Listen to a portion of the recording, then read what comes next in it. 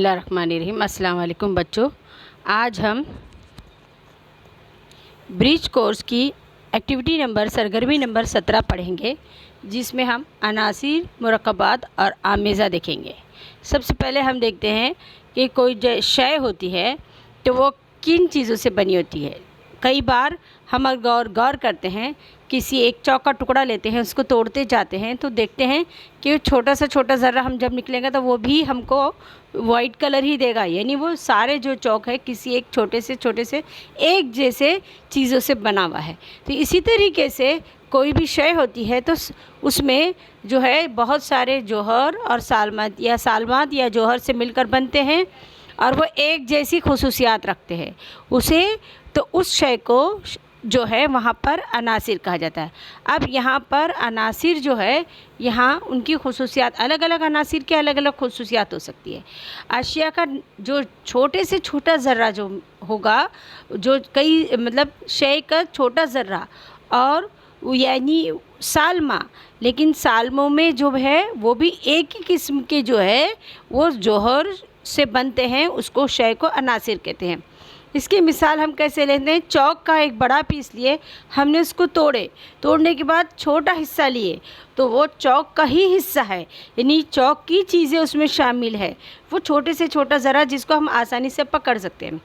लेकिन अगर उसको हम बारीक बीनाई से हम देखते हैं, खूरदबीन के ज़रिए से देखते हैं, तो हमको पता चलता है कि वो कई चीज़ मतलब छोटे और ऐसे ज़रात से बनता है जो मज़ीद तकसीम नहीं हो सकते।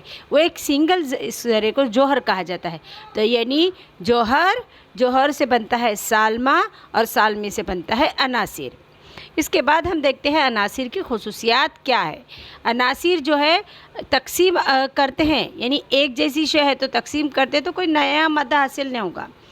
चौक को तोड़ेंगे तो हमको दूसरी कुछ चीज़ पेंसिल मिलेगी क्या? नहीं, चौक ही मिलेगा। तो यह अनासिर के जो है तकसीम से नया मादा हासिल नहीं होता और छोटे एक ही किस्म के जौहर से बनता है। अभी मैंने तुमको बताई बारीक हिस्सा तोड़ेंगे तो वो भी रहेगा, लेकिन उसका और बारीक मज़ीद हिस्सा करके देखेंगे, एकदम बारीक, जो हमें सादी आँखों से नहीं देख सकते, हम इलेक्ट्रॉनिक खूरदबीन से जब हम देखते हैं तो पता चलता है कि वो भी ज़र्रा जो है वहाँ पर एक छोटे ज़रात से मिलकर बना है, तो सिंगल जो है जौहर से बनता है। अब हर अनासिर की जौहरी कमियत और जसामत मुख्तलिफ होती है। ज़ाहिर सी बात है, अगर हम उठाते हैं एक लोहे का टुकड़ा तो उसका वज़न ज़्यादा होता है, और उसी जगह हम कपास हाथ में लेते हैं तो उसकी वो हल्का होता है। तो ये अनासिर के जौहर की जो कमियत और जसामत अलग अलग होती है। अब उसमें जो है कुदरत में जो है ऑक्सीजन जो है हमको आज़ाद हालत में मिलती है, तो ऑक्सीजन सिंगल नहीं रहता, हमेशा आज़ाद हालत में वो दो जौहर मिलके एक सालमा बनता है, O2 की शक्ल में हासिल होता है।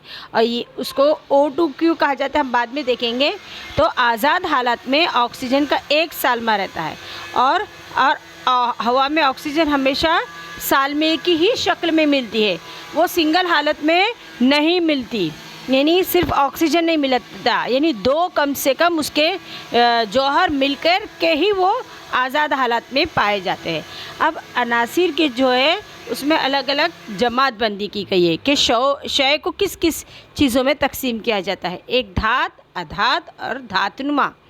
धात जिसमें ज़्यादातर वो ठोस होते हैं, एक दो को छोड़ करके बाकी ज़्यादातर ठोस होते हैं। एग्ज़ाम्पल लोहा, पारा, सोना वगैरह। अधातें जो होती हैं जो ज़्यादातर गैसी हालत में पाई जाती, एक हाथ को छोड़ करके, जैसे फास्फोरस, सल्फ़र और क्लोरीन।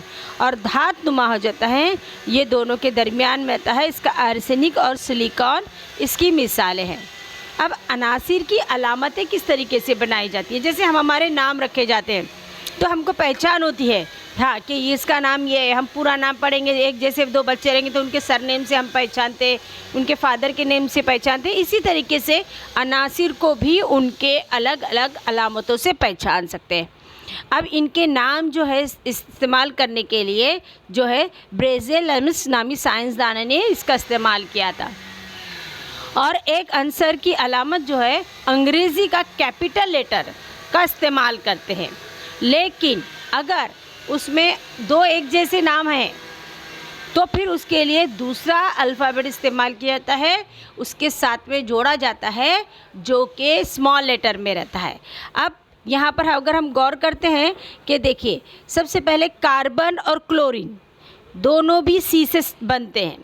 अब कार्बन और क्लोरीन दोनों को सी से लिखेंगे तो हमको कन्फ्यूजन हो जाएगा कि कार्बन को बोल रहे हैं कि क्लोरीन को बोल रहे हैं।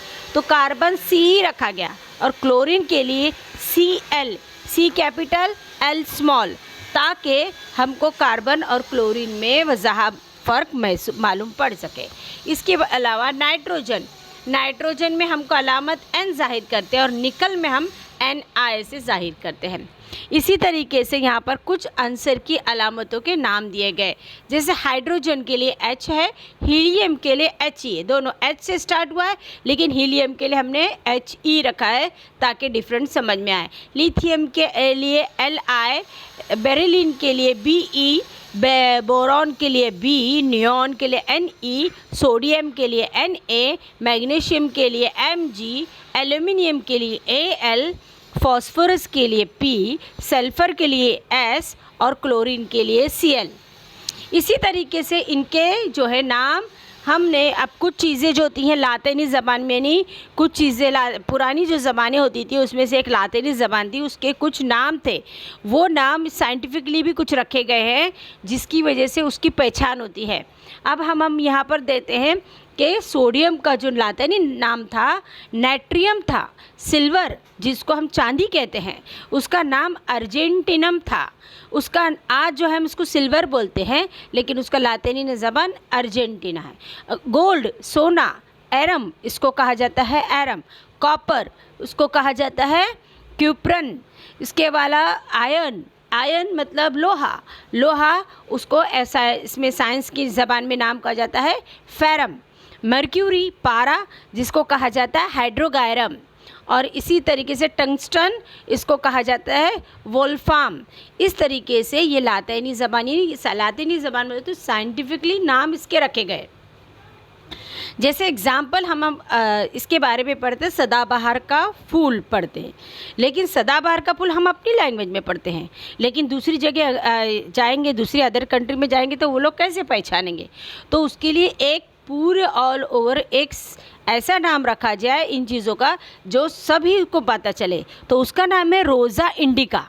हाँ, तो इसी तरीके से धातु अधाते और जो भी रहेंगी उनको नाम एक दिए गए हैं, उनके जौहरों को नाम दिए गए, और जौहरों के नाम उनके जो है साइंटिफिकली नाम उसको कहा जाता है लातिनी ज़बान, और जो हम आम ज़बान इस्तेमाल करते हैं उसको कहा गया अंग्रेज़ी में ज़बान इस्तेमाल किए गए हैं। उम्मीद है आपको लेसन समझ में आऊँगा। अभी आप इसके बाद जो है देखते हैं, इसके बाद और एक चीज़ है मखलूत। अभी हम देखते हैं कि हमारे घर में बहुत सारी चीज़ें बर्तन इस्तेमाल करते हैं हम लोग, स्टील के बर्तन इस्तेमाल करते हैं, तांबे के पीतल के बर्तन इस्तेमाल करते हैं, लेकिन एल्यूमिनियम के भी बर्तन इस्तेमाल हम करते हैं पकाने के लिए, लेकिन एल्यूमिनियम वो खालिस एल्यूमिनियम होता है। लेकिन अगर स्टील देखा जाए तो स्टील जो है अलग अलग धातों से मिलकर बनता है, यानी दो या दो से ज़्यादा अनासिर से चीज़ें बनती है या मुरक्कबात से चीज़ें बनती है, तो उसको कहा जाता है मखलूत। तो स्टेनलेस स्टील में जो है बर्तन जो है लोहा, कार्बन, क्रोमियम और निकल का आमेज़ा होता है। यानी खाली स्टील होता क्या है, तो यहाँ पर लोहा भी कार्बन, क्रोमियम और निकल का आमेज़ा होता है। इसी तरीके से पीतल में तांबा और फौलाद का इस्तेमाल किया जाता है। और इसके अलावा हम 22 कैरेट, तुम सोना गोल्ड खरीदते होंगे तो अम्मी सुनते होंगे 22 कैरेट 24 कैरेट का गोल्ड जो होता है प्योर, यानी सिर्फ खालिस सोना रहता है। लेकिन जो 22 कैरेट का सोना होता है उसमें दूसरी दीगर मखलूक़ात मिलाई जाती है, जैसे उसमें तांबा और कई बार थोड़ा सा लोहा भी उसमें मिलाया जाता है। जब जा कर के वो सोने में मजबूती आती तब हम कड़े वगैरह बना सकते हैं। बाकी जो चीज़ें अगर सोना इतना नरम रहता है कि उसको ऐसे छुरी से काट भी सकते हैं, तो ये जो चीज़ है टूट जा सकती है। इसके लिए उनको मजबूती लाने के लिए उसमें चीज़ें दूसरी चीज़ें मिलाई जाती है, तो उसको कहा जाता है वैसे सोने को कहा जाता है मखलूत धात। उम्मीद है आप सबको लेसन अच्छे से समझ में आ गया होगा। अल्लाह हाफिज़।